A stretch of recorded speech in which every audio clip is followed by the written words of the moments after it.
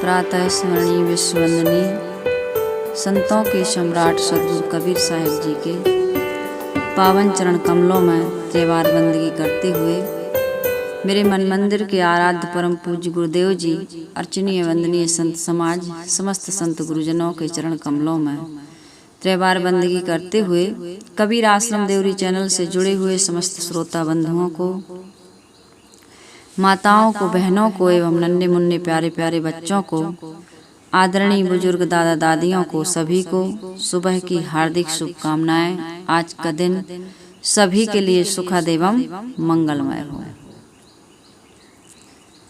हम सभी को मानव का जीवन मिला हुआ है और इस मानव के जीवन प्राप्त होने के बाद में हमारे जीवन में कुछ और भी लगता है, नहीं लगता। केवल मानव जीवन मिल गया तब इस जीवन को जीने के लिए कुछ चीजें लगती हैं। तो उन चीजों में हम 5 महत्वपूर्ण चीजों का आज वर्णन करने वाले हैं। पहला तो धन है हमारा मानव जीवन, है ना। जीवन तो सबको मिला हुआ है, लेकिन मानव जीवन की विशेषता है, क्योंकि गोस्वामी जी भी कहते हैं, बड़े भाग्य मानुष तन पावा, सुर दुर्लभ सद ग्रंथ ही गावा। बड़े भाग्य से मानव का जीवन मिला है। पता नहीं कौन से किस जन्मों में कितने पुण्य हमने किए होंगे, तब ये मानव का शरीर मिला।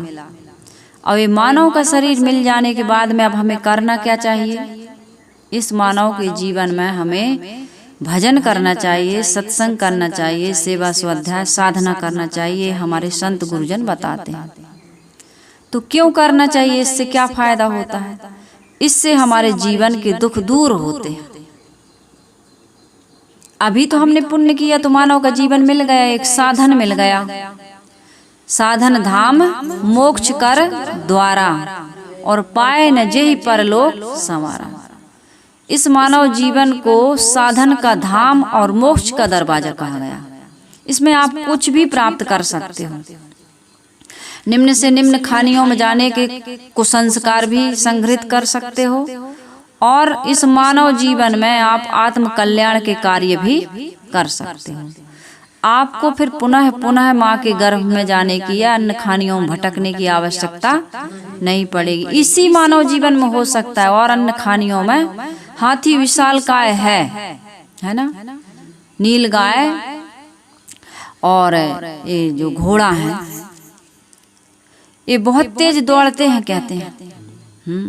लेकिन चाहे हाथी विशाल काय हो, बैल मछली हो, चाहे घोड़ा हो, चाहे नील गाय हो, चींटी बहुत ज्यादा दूर तक सूंघ लेती है, चील बहुत दूर का देख लेता है, आदि आदि बहुत सारी विशेषताएं। लेकिन इनमें कल्याण की विशेषता नहीं, कल्याण नहीं कर सकते। केवल मानव जीवन में ही ये संभव है। और समाज की सेवा, परोपकार, परमार्थ का कार्य भी कौन करता है? मनुष्य करता है। मनुष्य के अलावा और अन्य प्राणी ये काम नहीं करते। तो इसलिए इस मानव जीवन की विशेषता, तो मानव जीवन रूपी धन तो हमें मिल गया है ना। और इस मानव जीवन में आज कितना बड़ा सौभाग्य हमारा और आपका कि सत्संग भी मिल गया। नहीं तो मानव जीवन तो सबको मिला है, लेकिन सत्संग नहीं मिलता। कुसंग तो मिलता है, बुरी संगत मिलती है। और इस बुरी संगत से क्या होता है? आदमी बीड़ी सीख लेता है, सिगरेट सीख लेता है, शराब सीख लेता है, लड़ाई झगड़ा सीख लेता है, व्यभिचार करना सीख लेता है, चोरी, हिंसा, हत्या, मिलावटबाजी, चतुराई, चालाकी, दुनिया के जितने भी दुष्कर्म है, जिससे मन हमारा मलिन होता है, आत्मा हमारी दुखी हो जाती है, कुसंस्कारों में घिर जाती है। गंदे गंदे संस्कारों के कारण से निम्न खानियों में हमें जाना पड़ता है। परलोक सुधरता नहीं, यही लोग खराब हो गया। और परलोक जानते हो कैसे कहते हैं? परलोक कहते हैं इस जीवन को त्याग करके जब किसी अन्य खानी में जाओगे, उसे कहते हैं परलोक। ये कथाओं में जरूर बताया था, ये लोक वो लोक की बात है। परलोक से इतना ही समझना चाहिए कि मर करके हमें अन्य खानियों में, ये कथाएं, ये वार्ता मैं जो आपको बता रही हूँ, इसलिए बता रही हूँ क्योंकि यदि हमारे जीवन में ये सारी चीजें नहीं होंगी, कर्मों को सुधारने की बातें, कर्म सुधार के लिए ही ये सारी कथाएं होती हैं कि आज मानव सुंदर जीवन जीना सीख जाए।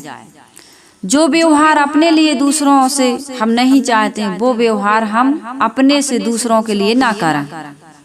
सिर्फ इतना सा उद्देश्य ये सारी कथाओं का, एक पुस्तकों का लिखना, धर्म ग्रंथों का, ये बड़ी बड़ी सभाएं होना, इसका मेन ये दुर्गा रखते हैं, ये गणेश रखते हैं, ये व्रत त्योहार में हम बड़ी पूजा प्रार्थनाएं करते हैं, नदियों में नहाते हैं, तीर्थों में अभी कुंभ जाएंगे। इसका उद्देश्य क्या है? इसका उद्देश्य यही है कि हमारे जीवन में जो गड़बड़ी आ गई है कर्मों में, मार देते हैं, लूट लेते हैं, छीन लेते हैं, जोर जबरदस्ती करते हैं, अपनी इच्छाओं को, मन इंद्रियों को हम नहीं जीत पाते हैं, इनको हम जीत लें, सुबस कर लें, इनकी गुलामी से हम मुक्त हो जाएं, क्योंकि गुलामी का जीवन किसी को पसंद नहीं है, इसीलिए करते हैं ये सारे काम। तो अभी जो दुर्गा जी हम लोग रखेंगे ना, आप लोग जाना अभी मार्केट में जहाँ दुर्गा बन रही है, आप देखना बिल्कुल जो वो रहता है ना चावल का, जो धान का जो प्यारा कहते हैं, अपने यहाँ पेरा कहते हैं, छत्तीसगढ़ में पेरा, और यहाँ अपने यहाँ प्यारा कहते हैं ना। तो उससे बांध बांध के हाथ बना रहा है, पैर बना रहा है, पूरे ढांचा बना देते हैं, और उसके बाद में फिर मिट्टी से लेपन करते हैं, फिर उसमें रंग, आँख, नाक, कान बड़ा सुंदर बना देते हैं। तो वो 9 दिन तक आप दुर्गा जी रखोगी, तो 9 दिन में उसमें प्राण प्रतिष्ठा करके, और दुर्गा जी को बेचारी, वो दुर्गा कितनी नकली है, ये दुर्गा इसलिए बनाए हैं कि उस दुर्गा की याद आए जिसने दुष्टों का संहार किया था। ये दुर्गा तो नकली है, और तुम उसी नकली को पूज पूज के सोचते हो कि कल्याण हो जाएगा। वो दुर्गा 9 दिन तक जहाँ जैसे हाथ, 8 हाथ की है ना, 4 हाथ 8 हाथ की बनाते हो, तो बेचारी 8 दिन क्या, वो जब तक रहेगी, वो जैसे हाथ की है उसके हाथ दर्द भी होते होंगे, नहीं होते होंगे, नहीं होते होंगे। वो जो हाथ में जो पहना दिए, पकड़ा दिए, बेचारी वैसे ही खड़ी। 24 घंटे तुम्हें कह देंगे कि 10 घंटे ऐसे हाथ करके, हाँ खड़ेश्वरी वगैरह होते हैं, खड़ेश्वरी, ऊर्ध्वबाहु, पंचाग्नि तापने वाले तपस्वी, तो वो किए रहते हैं, हट करते हैं, ये हट है। साहब ने कहा साच बराबर तप नहीं, झूठ बराबर पाप, जाके हृदय साच है, ताके हृदय आप। लोगों ने कहा अरे साहब बड़ी बड़ी तपस्याएं कर रहे हैं लोग, इतने बड़े बड़े व्रत करते हैं, कितने लोग तो अन्न ही नहीं खाते, फलाहारी दूधाहारी, कोई कोई तो वायु को ही ऐसा ऐसा व्रत करने लगते हैं कि हवा, बस कहते हैं हवा खाओ, सच में हवा खाते हैं, हवा के अलावा दूसरा आहार उनका नहीं रहता है। ऐसे भी व्रत करते करते व्रत की शक्ति बढ़ जाती है, तो ये कोई असंभव बात नहीं है। तो ऐसी ऐसी तपस्याएं लोग कर रहे थे कबीर साहब के जमाने में, सब समय होती रही हैं ये तपस्याएं। कोई खड़ेश्वरी, कोई ठड़ेश्वरी, कोई ऊर्ध्वबाहु, कोई पंचाग्नि, कोई जल शयन, तपस्याएं बड़ी बड़ी करते थे। तो लोगों ने कहा कि साहब इतनी बड़ी बड़ी तपस्याएं ना हम कर सकते हैं, ना हमारे पास समय है, तो हमें भगवान कैसे मिलेंगे, हमारा उद्धार कैसे होगा। तो साहब ने कहा भैया इतनी बड़ी बड़ी तपस्या करने की जरूरत नहीं है, यदि तुम चाहो तो मैं बिल्कुल सीधी सरल तपस्या तुमको बता सकता हूँ। काम धंधा व्यवहार करते हुए भी तुम उस सत्य को, परम तत्व को, आत्मरूपी परमात्मा को प्राप्त कर सकते हो, मोक्ष और कल्याण को प्राप्त कर सकते हो।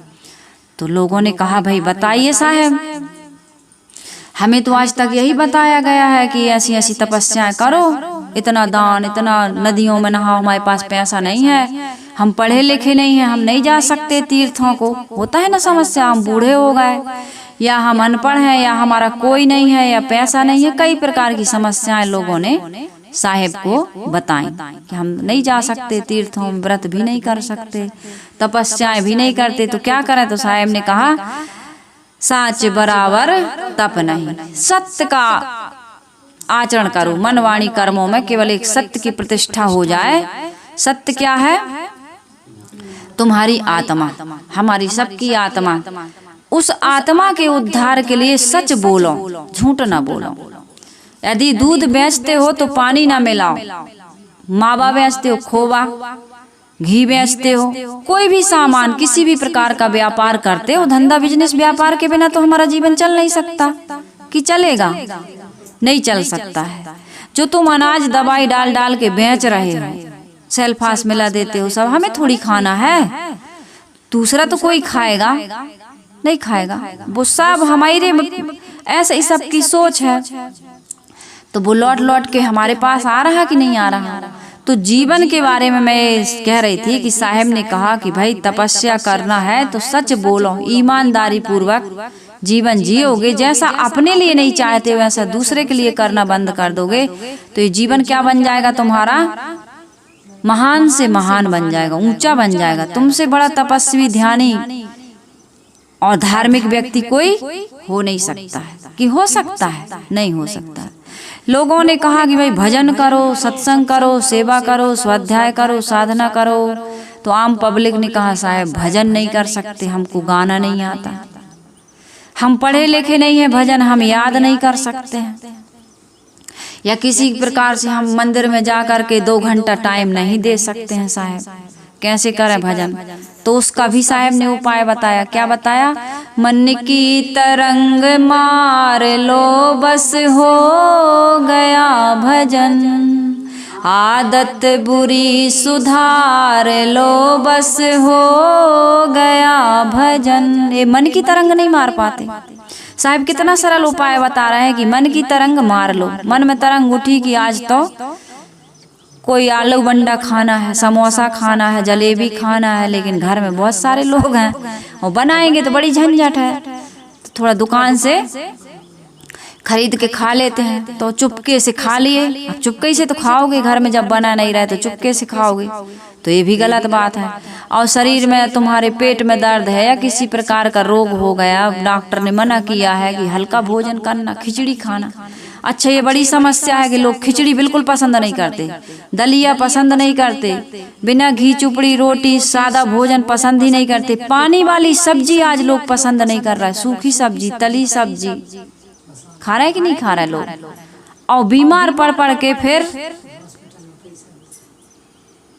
बवासीर हो रहा है, तो कहीं गैस बन रही है, तो कहीं अल्सर हो रहा है। ये सब होते क्योंकि हम भोजन केवल एक जीव को न साध पाने के कारण मन की तरंग, आज तो तरंग उठ गई कि खट्टा खाना, मीठा खाना, चरफरा खाना, तेल वाला खाना, जो हमें सूटेबल नहीं हो रहा है वही खाना है। तो उस तरंग को हम नहीं मार पाते। कहते हम ऐसा नहीं खाएंगे, वैसा नहीं खाएंगे, हम बीमार हो जाते हैं। और यदि मन का बन जाए तो किसी के रोकने पर भी हम अपने मन को नहीं मार पाते। ये हमारी आपकी सबकी समस्या। तो साहिब कह रहे इसी मन की तरंग को मार दो। एक खाने के लिए बस कह रही हूं मैं। आज जो इतने गंदे गंदे कार्य हो रहे हैं, गंदे गंदे कार्य हो रहे हैं, नहीं अभी जो कोलकाता में इतना बड़ा कांड हुआ है, चाहे मर्डर हो चाहे रेप हो, जो भी किया है वो ऐसा ही नहीं हुआ है। सीबीआई जांच चल रही, कितना ज्यादा उसमें बता रहे हैं, कितने प्रकार की बातें सामने आ रही हैं। तो ये मन की तरंग ना मार पाने, ऐसा नहीं कि भूखे थे तुम, खाने को नहीं मिलता था, तुम्हारे पास छत नहीं थी, तुम कपड़े नहीं पहन रहे थे, नंगे घूम रहे थे, ऐसा नहीं है। तुम्हारी जरूरतें पूरी नहीं हो रही थी, ऐसा नहीं है। मानव अंग की तस्करी की जा रही थी, ऐसा बता रहे हैं। तो क्या तुम्हारे पास खाने को नहीं था? तुम्हारे बच्चे अशिक्षित रह जाते? कौन सी आवश्यकता की पूर्ति नहीं हो रही थी? फिर ये सब क्यों हो रहा है जगह जगह? अब वहाँ हो रहा है कि नहीं हो रहा, लेकिन सब जगह यही एक कांड जो हो रहा है, इसी कारण से तो हो रहा है। मन की गंदी तरंग को ना मार पाने के कारण, आदत बुरी ना सुधार पाए। बुरी आदत क्या है? झूठ नहीं बोलना चाहिए, निंदा नहीं करनी चाहिए, गाली नहीं देनी चाहिए, चोरी हिंसा व्यभिचार नहीं करना चाहिए, ईर्ष्या क्रोध मान छल नहीं करना चाहिए, लेकिन हम कर रहे हैं और कर करके पश्चाताप कर रहे हैं। तो साहब यही कहते हैं कि भाई ये मानव जीवन तुम्हें मिला है, इस मानव जीवन में तुम्हें क्या करना है? ये मानव जीवन अनमोल है, इसमें तुम्हें सत्कर्म करना है। सत्कर्म क्या है? जो अपने लिए चाहते हो वो दूसरों के लिए देना शुरू कर दो, यही सत्कर्म है। और ज्यादा सत्कर्म की व्याख्या समझने की जरूरत नहीं है। सत्कर्म वही है कि जो तुम अपने लिए चाहते हो बस उतना ही तुम दूसरे के लिए कर लो। ज्यादा इसमें तुम्हें रामायण पढ़ने हम पढ़े लिखे नहीं, तो हम सत्कर्म कैसे करें भैया? हम तो वेद शास्त्र नहीं पढ़े, हमारे पास इतना टाइम नहीं है पढ़ना लिखना, तो हम जानते लेकिन टाइम नहीं। कहीं रामायण पढ़ते हो, गीता पढ़ते हो, कहीं हाँ रखी तो है लेकिन पढ़ते नहीं। अब रखी है लेकिन पढ़ते नहीं हो, पढ़ते हो लेकिन याद नहीं करते, याद करते हो लेकिन चलते नहीं हो, तो जीवन बदलेगा? कौन समझाएगा तुमको? भाई कुछ समझ में नहीं आता है तो इतना तो आता है कि जो मैं अपने लिए चाहता हूँ, एक पागल भी है नहीं चाहता कोई मुझे पागल, उसको कह दो तो कहते हैं हम कहाँ पागल, तुम पागल। एक पागल भी ये नहीं मानता है कि मैं पागल हूँ। झूठ बोलने वाले कहते हाँ झूठे हो यार, कहते हाँ हम नहीं है झूठे, तुम झूठे, तुम्हारे दाई दादा झूठे, इतना तक कह देते। लड़ने को तैयार हो जाते हैं कि नहीं हो जाते? तो इस प्रकार से मैं ये कह रही हूँ कि जो अपने लिए चाहते हो इतना तो सबको समझ में आता है, और दूसरों को देना। जो देना नहीं शुरू करोगे तो बोओगे नहीं तो काटोगे कैसे? बोया पेड़ बबूल का तो आम कहाँ से खाए, है ना? इतनी सी बात यदि सबको समझ में आ जाए तो हमारा जीवन एक धन है।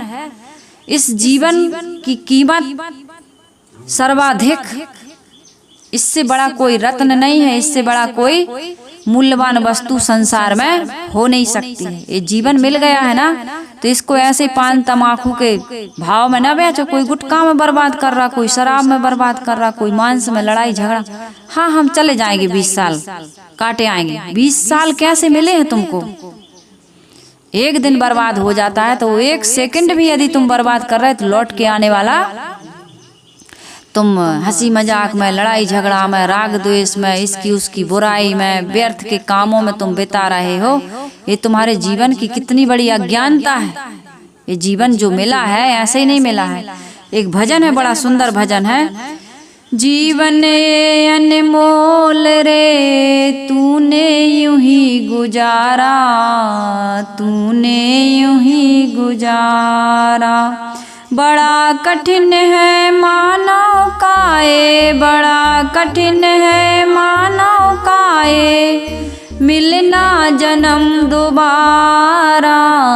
जीवन अनमोल रे तूने यूं ही गुजारा, तूने यूं ही गुजारा।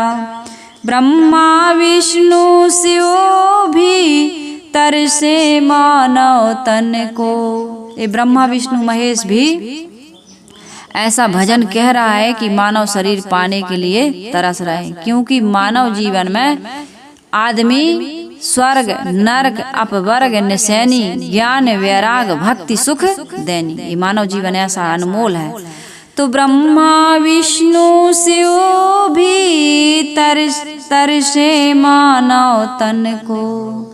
रोक सके तो रोक ले पापी चंचल मन को। ये मन क्या बन गया? पापी, चंचल। चंचल है इसलिए पापी, बस में नहीं है। ये मन को बस में कर लेंगे तो ये मन तो निर्मल भया जैसे गंगा नीर, और पीछे पीछे हरि फिरे का कहत कहत कबीर, कहत कहत कबीर।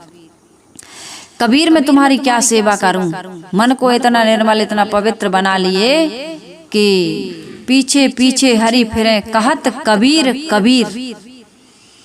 ये पूरी सृष्टि, ये जैन मुनियों की, ये संतों की, ये गुरुजनों की, ये समाज की सेवा करने वालों की, जो स्वतंत्रता सेनानी हुए या जिन्होंने समाज की कुरीतियों को हटा करके एक सुंदर व्यवस्था दी, या ये संत मुनिजन जो कपड़ा भी नहीं पहनते, जो पैर में कुछ भी नहीं पहनते, पैदल चलते, उनके लोग चरण धो धो के पीते हैं।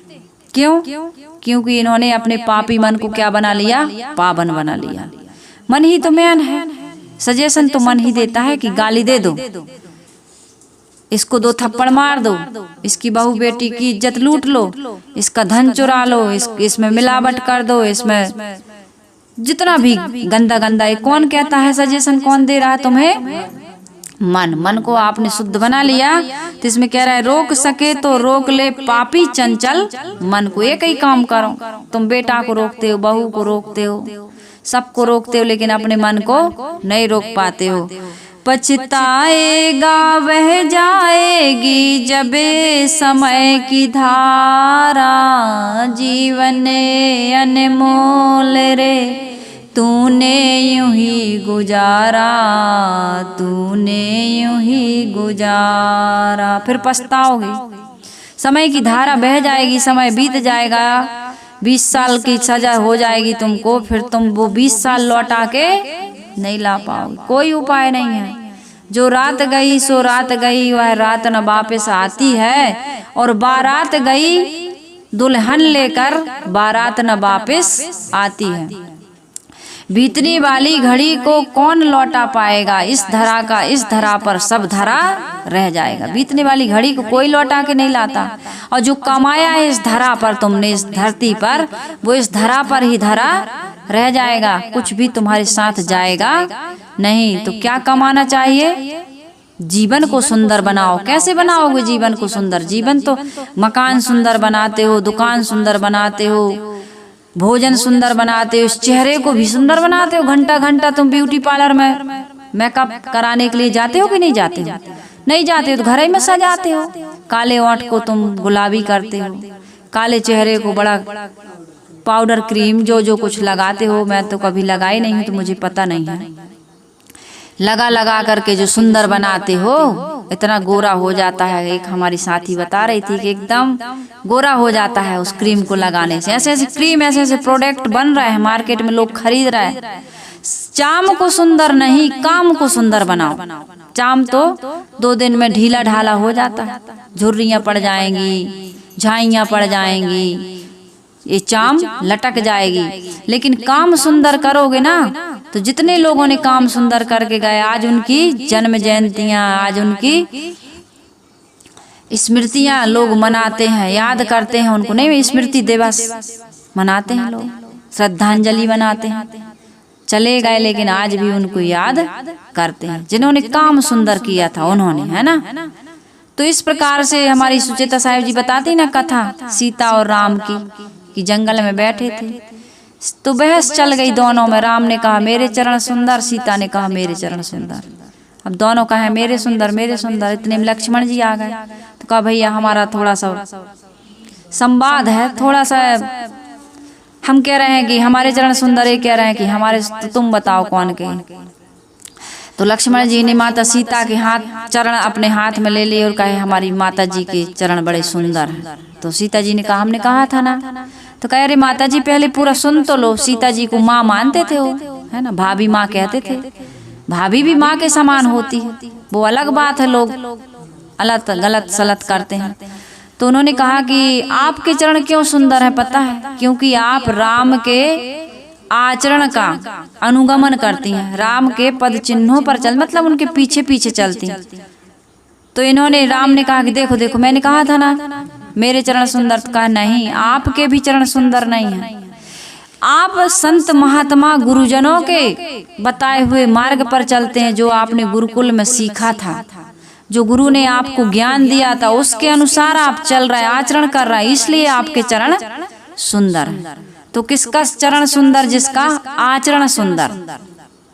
ये चरणों की शोभा आचरण से होती है, और इसी प्रकार से चरित्र की सुंदरता से चेहरे की सुंदरता अच्छी लगती है।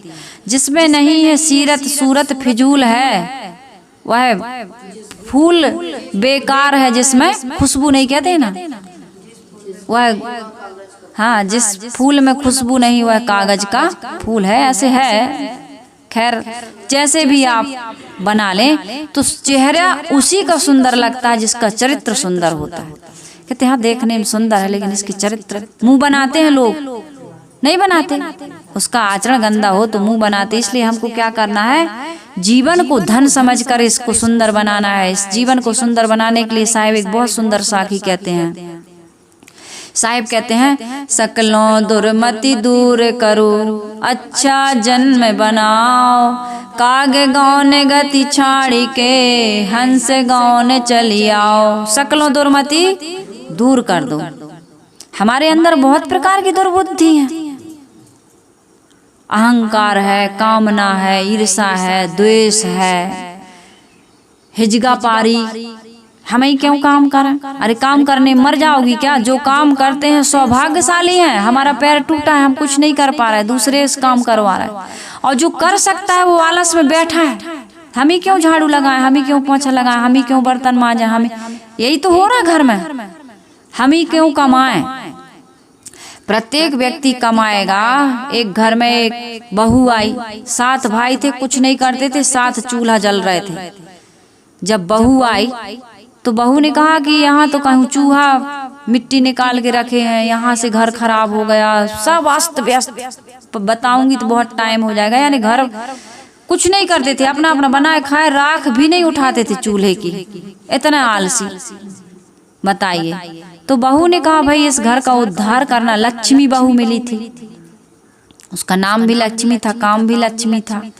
हाँ, तो उसने कहा कि एक काम है, इस घर में जो बाहर जाएगा उसको कुछ ना कुछ लेके आना है, खाली हाथ नहीं आना। तो अब जब जाते थे लोग बाहर ही शौच क्रिया, बाहर ही, घर में कब तक रहे आए, घर में थोड़ी घुसे रहेंगे आदमी। तो जाते थे तो कोई मिट्टी ले आता था, कोई पत्थर ले आता था, कोई लकड़ी ले आता था, कुछ ना कुछ लेके आना है। जो घर में कुछ लेके नहीं आएगा तो उसको कुछ खाने को नहीं मिलेगा। नियम बनाया बहू ने। तो नहीं बहू बड़ा लाड़ प्यार रहता है बहू के लिए।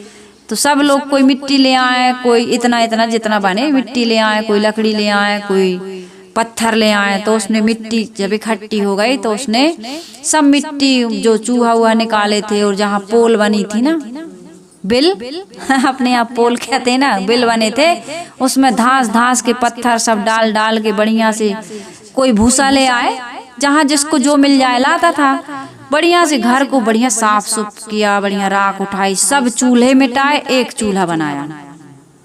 सबका एक में भोजन बनने लगा। धीरे धीरे धीरे उनको जब अच्छा टेस्टी भोजन मिला, अब भाई ऐसे ही बनाओगे तो अलग रहेगा। जब टेस्टी बना सबके लिए तो उनको बड़ा अच्छा लगा, सफाई शुद्धता से रहे, बहुत अच्छा लगा उनको कि हम तो आलसी थे, कुछ करते नहीं थे, और इस बहू ने देखो आज हमारा घर तो कितना सुंदर लग रहा है।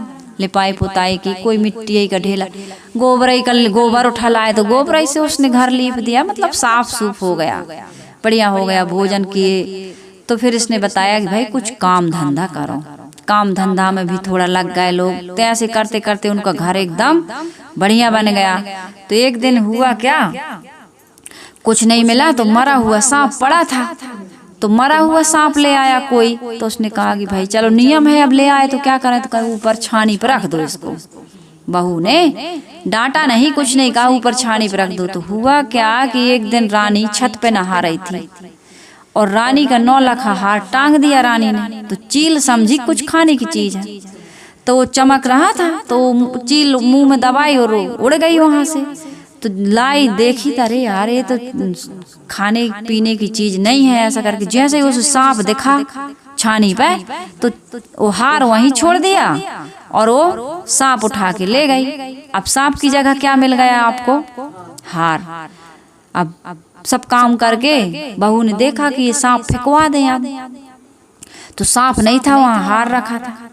तो लड़की समझ गई, वो बहू समझ गई कि ये तो धीरे धीरे हल्ला हुआ कि रानी का हार चोरी हो गया, रानी का 9 लखा हार चोरी हो गया। बहू तक बात गई। तो बहू ने अपने ससुर से कहा कि जाओ ये हार राजा को दे करके आना, इस हार को रखना नहीं। देखो गरीब हैं तो ये नहीं कि हम चुराने थोड़ी गए थे, हमारे घर खुद चील लाई, हम थोड़ी गए थे तो उसको रख लें, भुना लें, बेच दे, ये नहीं। समझिए इस बात को गहराई से। लोग क्या कहते हैं, दुकानदार है, हम सबको ठगते हैं, हम ये भूल गया पैसा तो हम नहीं देंगे वापस। चोरी कर लेते हैं लोग, या दुकानदार हिसाब किताब में भूल गया तो वापस नहीं करते हैं। लोग कहते हैं तुम सबको ठगते हो, लो अब तुमने हमें ज्यादा पैसा दे दिया, तुम्हारी गलती है। लोग वापस नहीं करते। यदि वो व्यक्ति वापस करे, मैं एक दिन बता रही थी ना, आम का बगीचा 20,000 रुपया एक्स्ट्रा दिया, बात होने के बाद 80,000 में बिका था, और उसको इतना फायदा हुआ उस मुसलमान भाई को, मुसलमान है वो, सच्ची घटना बता रही हूँ, ये कहानी नहीं है, हमारे यहाँ बगल के गांव में। तो उसका 80,000 में बात फिक्स हो गई, लेकिन उसके आम महंगे में बिके और फायदा हुआ। उसने 20,000 और दिया मालिक को। मालिक ने कहा हमारी तो बात हो चुकी है, फिर क्यों दे रहे? नहीं, हमने भी बचाया है, लेकिन ये आपका भी धन है, आपको 20,000 हम, ये प्रॉफिट हुआ है, फायदा हुआ, आप रखिए 20,000। उस दिन से 10 साल हो गए, हर साल उसी को देते हैं वो आम का बगीचा, किसी दूसरे को। वो घाटे में रहा कि फायदे में 20,000 लौटा के? फायदे में रहा ना।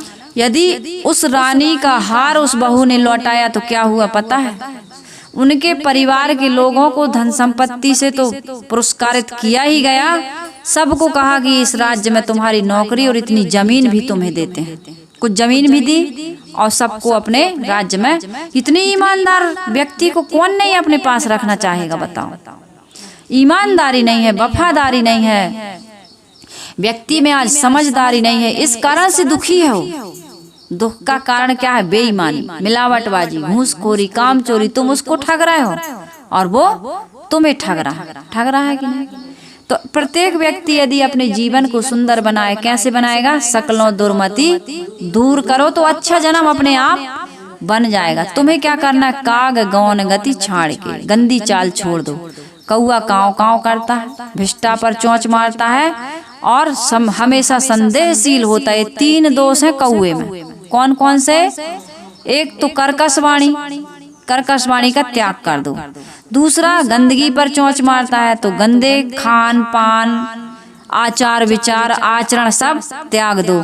और तीसरा संदेहशील होता है वो कौआ। कभी देखना वो शांत नहीं बैठता, वो हमेशा चारों तरफ सिर घुमा करके देखता रहता है। इसकी भी एक कहानी है, लेकिन कहानी कहूंगी नहीं, कैसा संदेहशील। तो तुम्हारे मन में भी जो संदेह है ना लोगों के प्रति, घर परिवार समाज के लोगों के प्रति, इस संदेह को निकाल दो तो क्या बनेगा? तुम्हारा जीवन सुंदर बनेगा। और जीवन को ही सुंदर बनाना चाहिए। जिसने जीवन को सुंदर बना लिया उसने मानव जीवन पाना सफल और सार्थक कर लिया। क्योंकि ये जीवन सुंदर बनाओ, घर मकान सुंदर होते हुए भी यदि जीवन सुंदर नहीं है, जीवन सुंदर मतलब मैंने बताया, सकलों दुर्मति दूर करो, अच्छा जन्म बनाओ, काग गौन गति छाड़ के हंस गौन चल जाओ। हंस क्या है? नीर क्षीर विवेकी, सार को लो। इस संसार में जड़ चेतन गुण दोषमय विश्वकीन करतार, संत हंस गुण गहीं पे परिहरि बारी विकार। संत क्या करते हैं? सार को लेते हैं, असार को। कोई अच्छी बात कह रहा है तो सुन लो, याद कर लो, वैसा जीवन बनाओ। और किसी ने गाली दी तो भूल जाओ। हम उल्टा करते हैं, हम उल्टा करते हैं, अच्छी बात को भूल जाते हैं और गाली को याद रखते हैं। कैसे भूल जाएं? गाली को, ऐसा अपमान किया था। लेकिन तुम्हारी यदि कोई अच्छी रास्ता बता रहा तो उस बात को तुम याद, भजन नहीं याद करते हो, भूल जाते हो, लेकिन गाली याद रहती है। गीत याद नहीं है, गाली याद है। और गीत याद है तो वही गंदे गंदे है ना, फिल्मी गाना कितने याद हैं। भजन अभी बच्चों को कह दो कि भजन सुनाओ तो भजन नहीं याद है। जिनमें जीवन का सार समाया हुआ वो भजन याद नहीं है, लेकिन गंदे गंदे गीत याद है, गाते हैं, डांस करते हैं। हाँ, अच्छे गानों पर भी डांस है, लेकिन वो गाने बच्चे बहुत कम गाते हैं और उस पर बहुत कम डांस करते हैं। ना गाते हैं ना डांस करते हैं, लेकिन गंदे बहुत ज्यादा करते हैं। तो हमें क्या करना है? ऐसे संस्कार बच्चों को देना है जिससे उनका जीवन अच्छा बने। पहले जीवन को अच्छा बनाओ, क्योंकि जीवन पहला धन है। पहला धन क्या है? ये मानव तन। इस मानव तन में किसी प्रकार का कोई विकार नहीं आना चाहिए। पहली जिम्मेदारी मानव जीवन को सुंदर। दूसरा है परिवार। परिवार के बिना हमारा, अरे तुम पैदा ही हुए हो दूसरे से, परिवार ही से पैदा हुए। माता पिता के बिना तुम पैदा नहीं हो सकते। तो परिवार बन गए ना, माता पिता और पुत्र पुत्री, फिर भाई बहन बनते हैं। तो परिवार की हमें वैल्यू समझना है।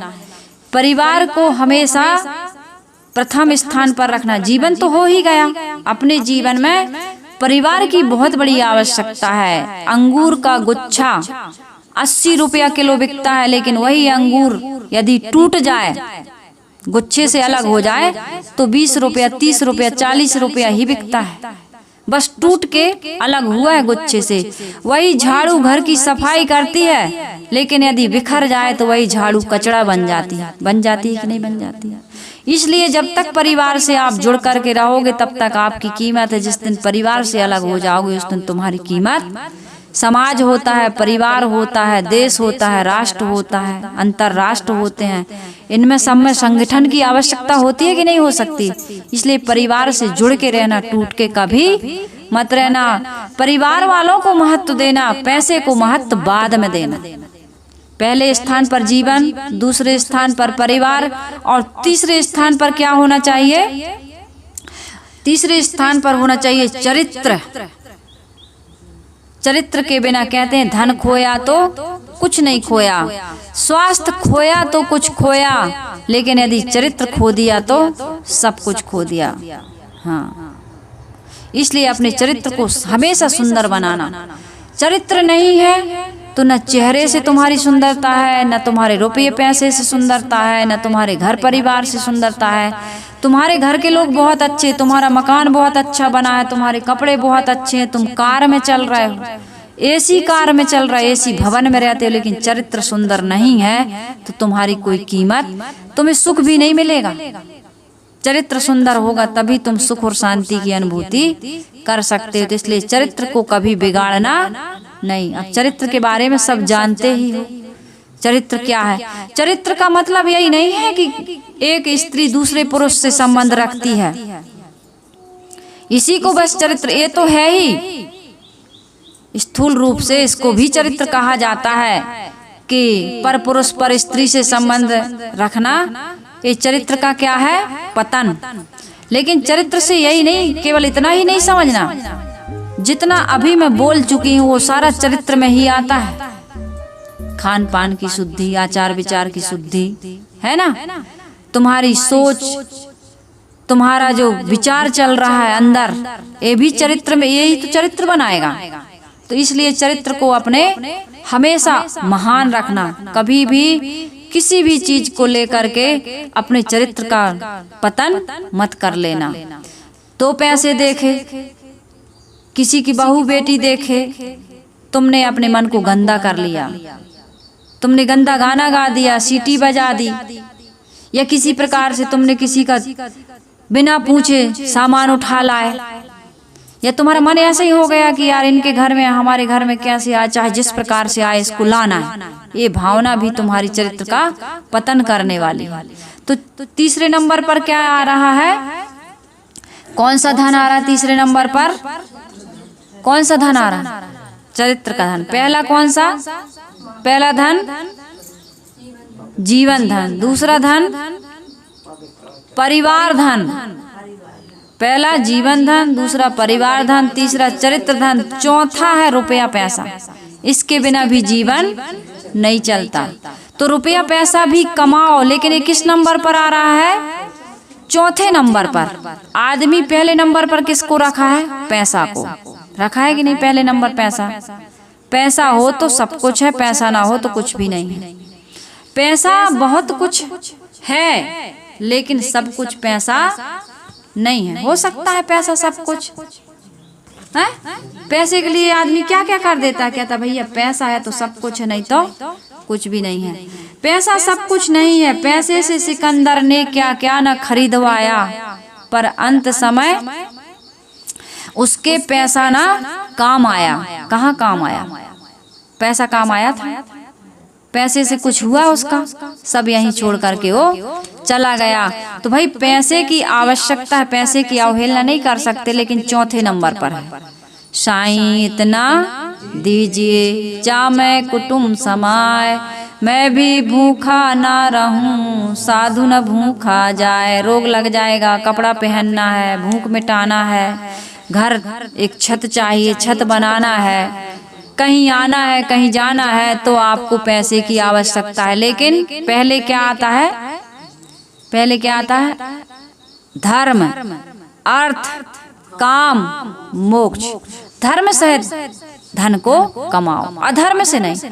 क्योंकि धर्म से कमाओगे, घरों में लिखे रहते हो ना शुभ तब क्या लिखते हो? लाभ। इस शुभ लाभ लिखते तो हो, लेकिन समझते हो शुभ क्या है और लाभ क्या है। बस सबके घर में लिखा रहता है, इसलिए हम भी लिख देते हैं। टाइल्स में आजकल तो टाइल्स लगवाते हैं, शुभ लाभ का है ना, लिखने की झंझट नहीं, एक बार चिपकवा दो सीमेंट से, बस लिखा रहता है शुभ लाभ। शुभ क्या है? ये पवित्र कर्म, पवित्र रहनी, पवित्र आचरण, दूसरों की सेवा, दूसरों का भलाई, परोपकार का काम, यही है शुभ। जब तक ऐसा शुभ नहीं करोगे तब तक तुम्हारे घर में लाभ होने वाला नहीं है। लाभ क्या है? लक्ष्मी। अरे लाभ से यही तो समझते हो, अच्छा घर बन गया, गाड़ी आ गई, अच्छे कपड़े पहनने लगे, अच्छी स्कूल में हमारे बच्चे पढ़ने लगे, यही तो लाभ हुआ। तो कैसे होगा? शुभ कर्मों से होगा। अशुभ से तुम कमा भी लोगे और बच्चों को पढ़ा भी लोगे और बच्चे नौकरी करने भी लगेंगे, लेकिन शराब पीते हैं, मांस खाते हैं, व्यभिचार करते हैं कि नहीं करते हैं? तो ये तुम्हारा धन का क्या हो गया? दुरुपयोग है। इससे तुम्हें शांति मिलने वाली। लास्ट में आती है शांति। इन सब के बाद जीवन में आना क्या चाहिए?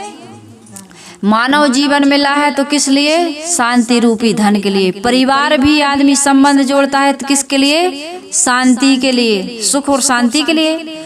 और चरित्र धन कमाता है तो शांति के लिए, रुपया पैसा कमाता है तो शांति के लिए, और सब कुछ है लेकिन शांति ही नहीं है। तो फिर ये सब कहते हैं भैया बड़ी कला है, बड़े परेशान है, आत्महत्या करेंगे। अब हम कर लेते हैं आत्महत्या, लोग नहीं करते, अभी भी कर रहे हैं। तो सब कुछ किस लिए कमाया आपने?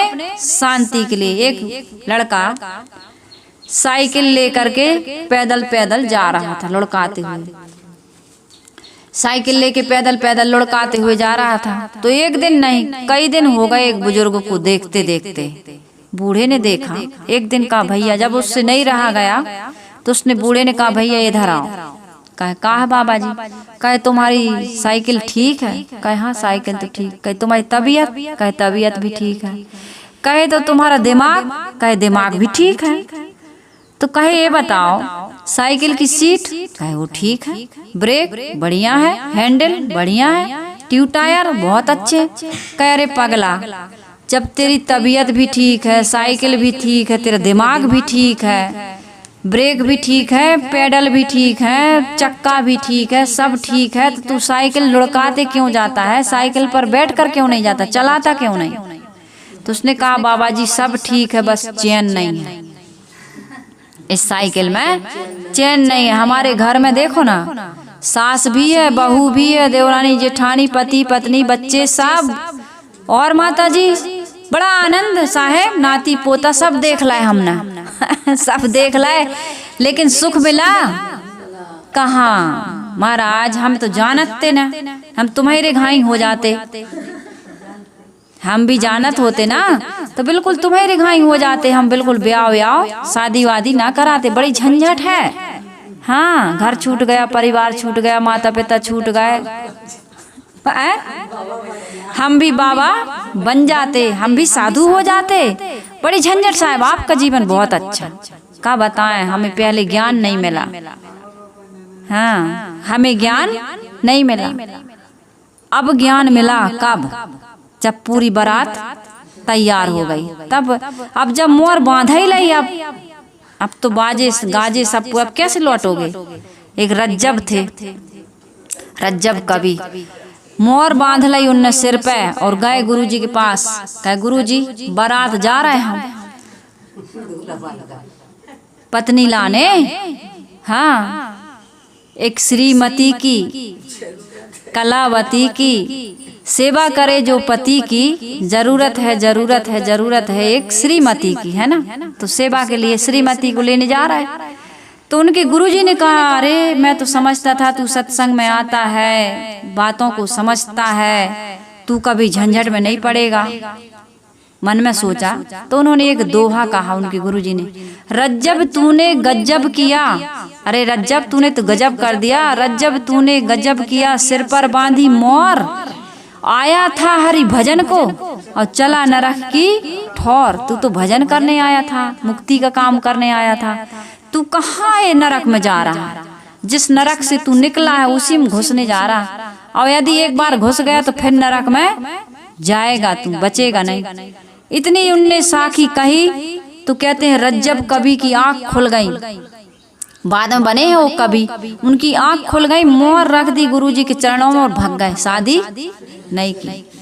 कि भैया जब चेते तभी सवेरा, तो कोई ऐसा न कर लेना प्रवचन सुन के बाल बच्चे छोड़ के भाग दो, है ना भाई? भागना नहीं तो सब देवरी आश्रम आ जाओ। अभी आश्रम बन रहा है हमारा, बना नहीं है, बन जाएगा तब भी नहीं रखेंगे हम। यदि बाल बच्चे बना लिए हैं तो जिम्मेदारी वही निभाना। हाँ, पहले से नहीं फंसे हो, साधना करते हो तो कोई अच्छे बड़े से आश्रम में चले जाना। हमारा आश्रम तो बहुत छोटा है ना, अभी बना भी नहीं हमारा, तो बन रहा है। सबका सहयोग होगा तो बन जाएगा, नहीं होगा तो हमारा तो है, हम तो साधना कर रहे हैं। यहाँ आने की जरूरत नहीं है, अपने अपने घर में साधना करना। नहीं तो सब नंबर है ही हमारा यूट्यूब पे डल रहा है, तो फोन लगा के साहेब रज्जब तूने गज्जब किया सिर पर बांधी मोर, अब तो हम हरे भजन करने आ रहे हैं, तो बड़ा नरक है। अब हमारा है साहब, शांति नहीं है, तो यहाँ भी शांति। अब बारात को कछु होए, हमारी बनी जा रही है, अब बारात कछु होए भाई। अब बारात वाले बारात जाने का है, बारात दूल्हा है फंसा खसा बजाते हैं, ले जाके वहाँ जैसे ही जयमाला बरमाला हुई, बरमाला और सब बारातिया भागे आते हैं। अब भाई फंसत रहा होता हूँ तो बारात गई दुल्हन लेकर, बारात ना वापस आती है, लेने तो सब जाते हैं फंसाने, लेकिन तब फिर फंस जाता है ना दूल्हा, तो अकेले ही लेने जाता है, फिर नहीं, फिर अकेले ही आता है, अकेले ही जाता है। हाँ, कहते हंस लो, आ जाई बस हंसना है, फिर जीवन भर तो तुम्हें। कहा भाई ये क्यों रो रही है? दुल्हन रो रही है और दूल्हा हंस रहा है। लोगों ने एक जोक समझिए, और सच भी है, कहे दुल्हन हंस रही है और दूल्हा रो रहा है, क्या है भाई? शादी तो दोनों, दूल्हा हंस रहा है, दुल्हन रो रही, तो दोनों को हंसना चाहिए जब दोनों की शादी हो रही। तो उत्तर ये आया कि भाई आज जो दुल्हन रो रही ना, वो कल से हंसेगी, अंतिम बार रो रही, और दूल्हा कल से रोएगा, इसका हंसना अंतिम है, इसका रोना अंतिम है। कहे ऐसा क्यों? कहे भाई देखो, इसने इसके माता पिता छुड़ाए हैं, छुड़ा के ले जा रहा है, अब जी वहाँ रहते रहते छुड़ा देगी, तो ये बदला लेते हैं ना लोग, छुड़ा देते हैं कि नहीं? बच्चा तभी तक अच्छा लगता है, और बच्चे को माता पिता तभी तक अच्छे लगते हैं जब तक दुल्हन नहीं आए। और जैसे ही दुल्हन आए, सासू तीरथ, ससुरा तीरथ, तीरथ साले साली हैं, और दुनिया के सब तीरथ झूठे, चारों धाम घर वाली। अब तो घर वाली ही तीरथ हो गई, हो जाती है कि नहीं? हाँ, वो एक है नहीं, वो अपन शेर कहते थे, हाय रे कैसे है, गजब हो गया, कैसे है? हाँ, हाय रे जमाना तेरी हद हो गई, बीबी के आगे माता, कैसे? हाय रे जमाना तेरी हद हो गई, बीबी के आगे माता रद्द हो गई, कुछ ऐसे है। हाँ, मदर रद्द हो गई, माँ रद्द हो गई, बीबी जो कह दे वो सही, माँ जो कह रही है वो सही। हम जानते हैं वो झूठ बोलते ही नहीं है, कभी नहीं बोलती। हाँ, पत्नी को तुम जानते हो झूठ नहीं बोलती, लेकिन माँ को अभी तक नहीं जान पाए कि वो सच में झूठ बोलती है कि नहीं। हाँ, तुमने आज तक माँ को नहीं जाना कि माँ झूठ बोलती है कि नहीं बोलती। बीवी को तुम जानते हो कि वो कभी झूठ, हम जानते हैं, कौन जानेगा हमारे अलावा। वो 2 साल नहीं हुए अभी तुम उसको जान गए, और 20 साल तुम उसके साथ रहे, उस माँ को तुम नहीं जाने कि माँ कैसी है ना, नहीं जान पाया आज तक। तो ये है जमाना। तो मैं ये कह रही थी कि शांति रूपी धन, शांति रूपी धन, इसी शांति रूपी धन के लिए ही सारे धन तुमने कमाए थे। शांति रूपी धन आपको कैसे मिलेगा? जब ये चारों सीढ़ियां तुम बढ़िया से पार करोगे, तब तुम्हें 5वीं सीढ़ी शांति रूपी धन तुम्हें मिलेगा। और यदि शांति नहीं है, गले में चैन, हाथ में ब्रेसलेट है, लेकिन कहते हो क्या करें साहब, मन बड़ा अपसेट है, घर में सोफा सेट है, डिनर सेट है, डायमंड सेट है, ज्वेलरी सेट है, सारे सेट, लेकिन मन तुम्हारा अपसेट है। क्यों अपसेट है? इसी के लिए तुमने जिंदगी खपाई है, अब मिल गया तो क्यों अपसेट है? इस पर कभी विचार करते हो कि क्यों अपसेट है? ये मन तुम्हारा अपसेट नहीं होना चाहिए। इस मन को सेट करके पहले से रखो। यदि मन में शांति नहीं है, हमारे गुरुदेव जी कहा करते थे कि इक्के में जुते हुए घोड़े को बहुत सजाओ लेकिन खाने को ना दो। इक्के का घोड़ा खूब दौड़ रहा है, खूब सजा है, खूब श्रृंगार है, लेकिन उसका पेट भूख से चिपक रहा है। पीठ पेट एक हो रहा है तो घोड़े को शांति मिलेगी? ऊपर से तो खूब सजा है लेकिन अंदर में पेट भूख से जल रहा है, तो घोड़े को शांति नहीं मिल सकती। मुर्दा का खूब श्रृंगार कर दो लेकिन उसमें जान नहीं है, मुर्दा की शोभा है नहीं है। इसी प्रकार से सब कुछ है तुम्हारे जीवन में लेकिन शांति नहीं है। शांति नहीं है तो तुम्हारे पास है क्या? कुछ है? कुछ भी नहीं है। तो अपनी जो 5वें नंबर पर शांति है, इसको चाहे आप पहले नंबर पर रखें चाहे आखिरी नंबर पर रखें, शांति के लिए, सुख के लिए ही हम सारा काम करते हैं।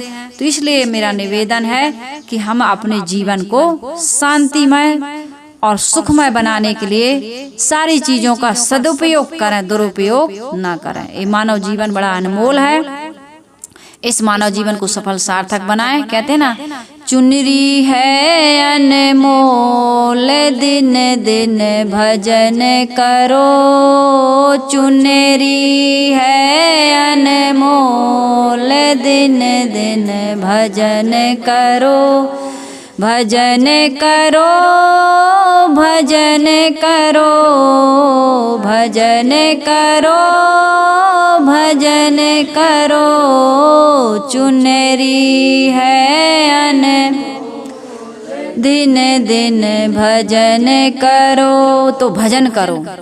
भजन क्या है? बुराइयों से अपने आप को बचा लो, यही है भजन।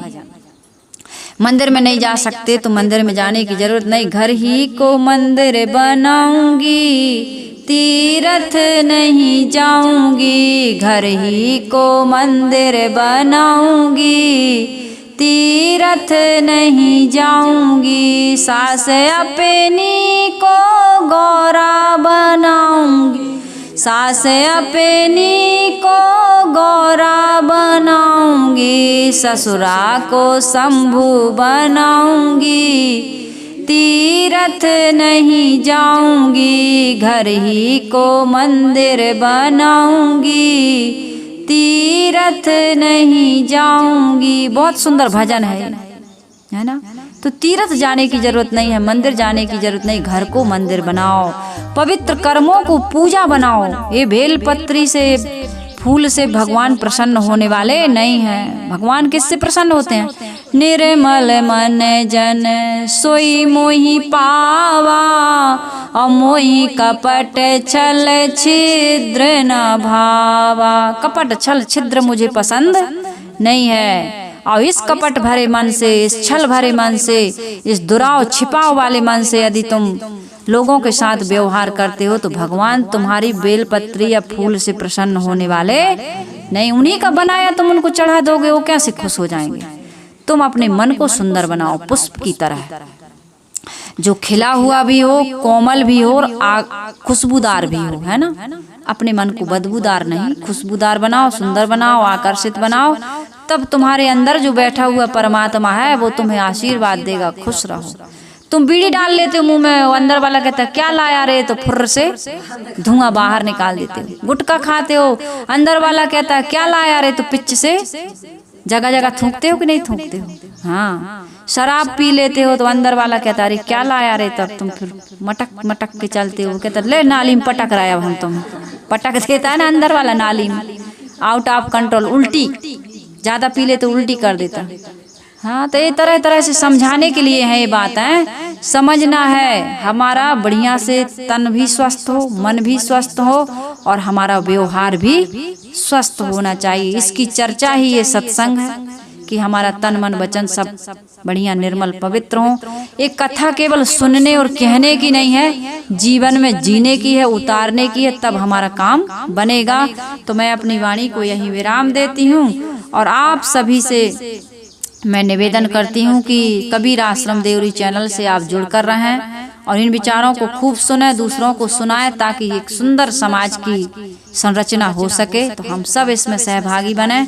आइए, मैं आपको शुभकामनाएं देते हुए अपनी वाणी को विराम देती हूँ।